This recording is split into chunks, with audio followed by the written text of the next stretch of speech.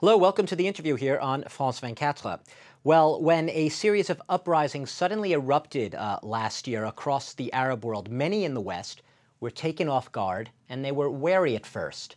But finally, as dictators started falling like dominoes, U.S. and European leaders came around and they ended up mostly embracing the Arab Spring. But here we are a year later, and some of those European cheerleaders are beginning to have a few second thoughts that as Islamist parties are rising to power or the brink of power in many countries across the region that experienced the Arab Spring. They are asking, some of these Europeans, a very unpolitically correct question, and that is, are Islam and democracy mutually exclusive? Now, my guest today is Alvaro de Vasconcelos. Welcome to our studio. Pleasure.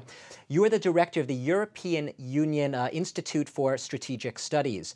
And you basically say that very question, are Islam and democracy incompatible? You say that question is wrong. It's the wrong question to ask. It's the wrong approach. You say Europeans should be asking, basically listening better to these new voices, these unfamiliar voices, and trying to help. Now, I'm going to ask you about that in a second, but I really want to start with what's in the news today, and that's Syria. We are at the deadline day.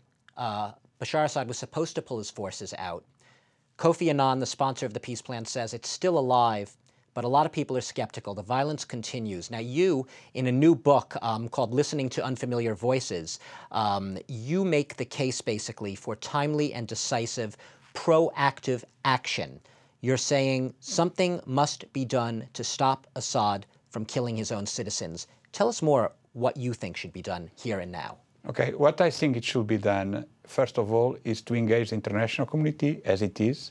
And I think Kofi Annans' plan, in this sense, is a good plan because it engaged the Russians and Chinese. Until now, the Russians and Chinese were not really engaged in any plan to stop the violence in Syria. Now the Chinese and the Russians in particular, be confronted with the fact that Assad is not going to implement the plan. They'll be made to look very bad, in other words, if Assad continues. If Assad continues, they will need to do something. That's the beauty of this plan, is that this plan engaged the Russians. And now, what next? People will need to ask the Russians what they are prepared to do next. And of course, I am for decisive action, but military action in Syria needs, of course, the support of the Russians and Chinese, not only the Security Council, but we need their involvement if possible.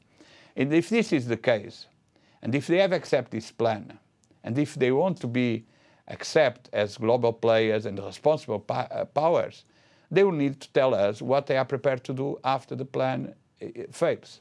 Are you optimistic, however? I mean, that all sounds very logical when you say it. Are you optimistic, however, that in practice is what's going to happen? Will Russia actually drop its support of Bashar Assad? I think Russia will be in a very difficult position if Assad does not implement the plan. And we know he's not going to implement the plan. He wants to go on killing his own people. He's trying to have more time to kill his own people, to gain time, and he's not implementing the plan. So what will be the Russian position? Uncomfortable for a country that is a permanent member of the Security Council, a country that wants to play a global role, that considers itself an important international player, and the plan that they have support is not being implemented. So we need to ask the Russians what they are prepared to do next. I have the conviction if the Russians will drop their support to Assad, Assad will not perhaps need to intervene militarily. Assad will understand that the possibility of military intervention is there, and he will try to find a compromise. What is not doing now. A compromise meaning leaving power? There is the idea that there is a Russian plan, and the Russian plan would be reform under the same kind of regime, to change things for nothing to change. The famous Ghetto Pardo quotation. A little bit like what we saw in Yemen.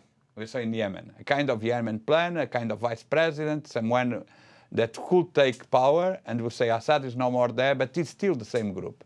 Now that, of course, will be a problem for the opposition. You talk about, in your book as well, the idea of the responsibility to protect.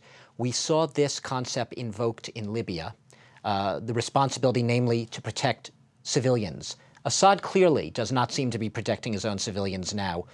Who should be there? Who should be protecting them? Of course, what has happened is that Libya war didn't went well, and the responsibility to protect has suffered from the Libyan operation, in the sense that there is a kind of backlash in relation to responsibility to protect. People are doubting if the concept can be still applied in Syria. The Russians would call it responsibility to kill. The Russians were saying that, but also the Indians and Brazilians have a lot of doubts. And you know, the Brazilians now came to this idea of responsibility of protecting in the moment you are protecting. The process of applying the responsibility to protect, you still need to protect. I think this is a good idea, that the Brazilians are also engaged in the discussion how to implement the principle of responsibility to protect after the difficulties of the Libya case. And I think that now there is a possibility in Syria again to apply the concept of responsibility to protect in new circumstances. The same ones we had in Libya. Obviously, we could talk about Syria all day. I do want to move on and touch on the points in your book here. The concept of, in Tunisia, in Egypt especially now, we have seen the rise of Islamist parties. Not everyone in Europe is very happy about that. Some are openly fearful. Yet you say very clearly they are not incompatible, Islam and democracy. Explain that a little bit, the concept. Now, I think it's clear the following. When we saw people in Tahrir Square in Europe and the United States, we said they look like us. They use iPhones, they are in Facebook, they are Democrats like us, and they are fighting for our values. And there is this idea that we are assisting to the westernization of the Arab world. It is not the case. Democrats like us, basically. Democrats like us. They are Democrats, but they feel that democracy is the best system to affirm also their own identity. So we are assisting not to just to democratization, but to affirmation of political identity, of cultural identity, of a different trend than the ones that have dominated democracy in the West. This being said, what we can say is that we are assisting to democratization, but not to westernization. And this is part of a much larger trend. And we make that mistake a lot in the US and in Europe, obviously here in Europe, equating Western with democracy. Absolutely. And we saw this as an opportunity to have more influence, because this will be Westernized countries close to us. The reality will be quite different. This country will look more like Turkey today, a country that is a democracy, but has its own point of view in relation to a number of things. They hope to look like Turkey. We could move on to that point. Your book is called Listening to Unfamiliar Voices, the stress being on unfamiliar to us. One of those voices is the Muslim Brotherhood candidate right now running for president in Egypt, Khairat al-Shater. He said recently he feels fine with the concept of Sharia law in Egypt if he's elected president.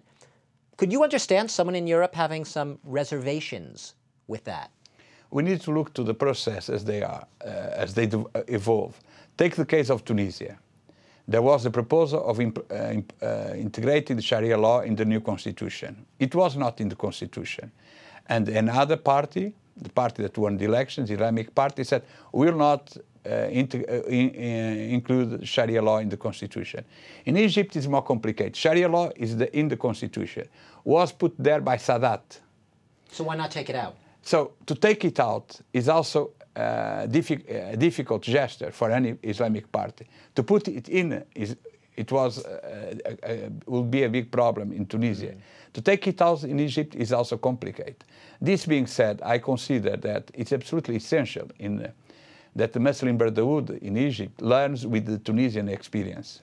And learns to what? Take Sharia law out of the constitution? No, or how to create bridges with the secular parties. The secular, okay. Because you need to have a real Egyptian democracy, and to this process of transition to democracy to succeed, you need consensus between the Islamic parties and the more liberal and secular parties.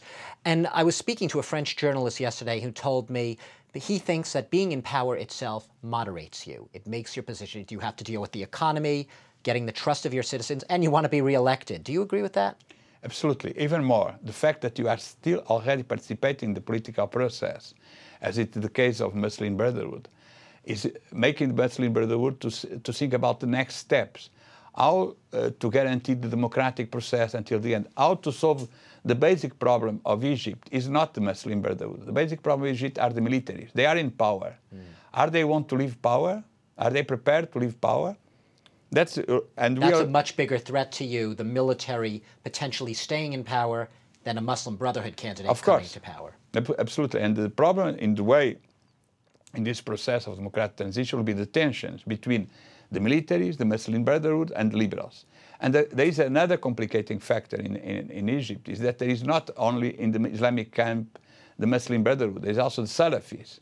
Which are even more hardline Islamists. They are conservatives. More conservative, more hardline, if you want, than the Muslim Brotherhood. We are out of time. In a word, do you see 5-10 years down the road more Islamists in power across the region? Do you see it a more moderate region? I see a more democratic region.